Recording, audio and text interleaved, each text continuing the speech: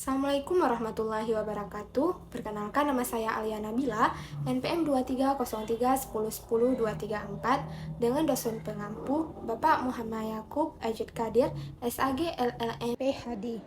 Di sini saya akan menjelaskan terkait dengan poin ke-9, joint statement antara Indonesia dan Tiongkok. Joint statement antara Indonesia dan Tiongkok menjadi kontroversial karena terdapat butir yang menyebutkan rencana untuk bekerja sama di wilayah maritim yang disebut sebagai klaim tumpah tindih. Pernyataan tersebut menimbulkan kekhawatiran bahwa Indonesia secara tidak langsung mengakui klaim Nandash Line Tiongkok, meskipun pemerintah Indonesia menegaskan bahwa kerjasama ini tidak berarti pengakuan.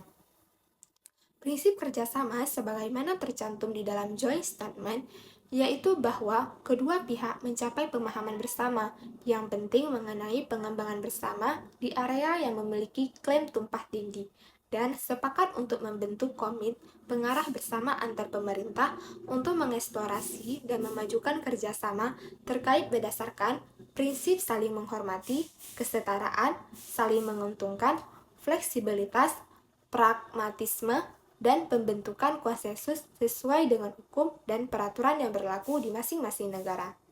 Lalu pertanyaannya, apakah Indonesia mengakui atas klaim Nandash Line oleh Tiongkok dengan joint statement ini? Jawabannya adalah Indonesia tidak mengakui klaim Nandash Line yang diajukan oleh Tiongkok atas Laut Cina Selatan.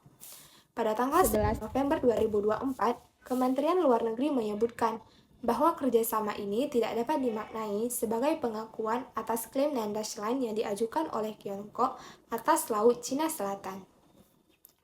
Hal ini dikarenakan bertentangan dengan UNCLOS dan tidak memiliki kekuatan hukum karena melampaui batas geografis dan batasan hak-hak Tiongkok sebagaimana telah diatur di dalam UNCLOS. Dan dengan demikian, kerjasama tersebut tidak akan berdampak pada hak berdaulat, hak kedaulatan, maupun yurisdiksi di Indonesia di Laut Natuna, yaitu Z. Namun masalahnya adalah Indonesia dan Tiongkok melakukan joint statement yang mana udah dirilis di website PRC, website Tiongkok, dan website Indonesia. Dan situ sudah ada kalimat overlapping claim antara Tiongkok dan Indonesia.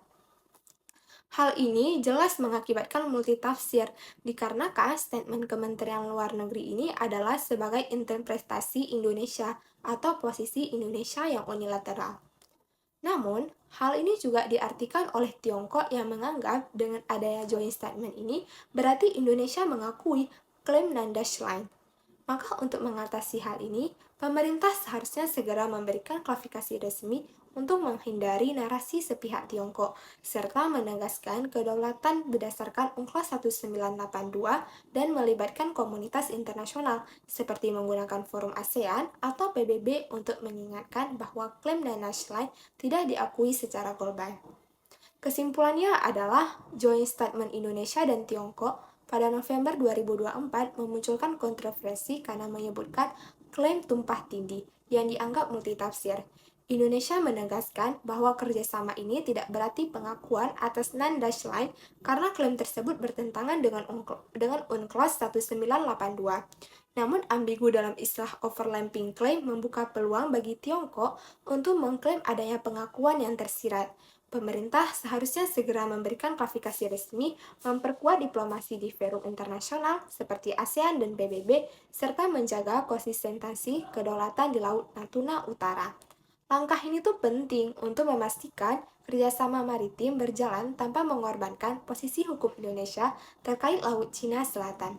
Cukup sekian yang dapat saya sampaikan.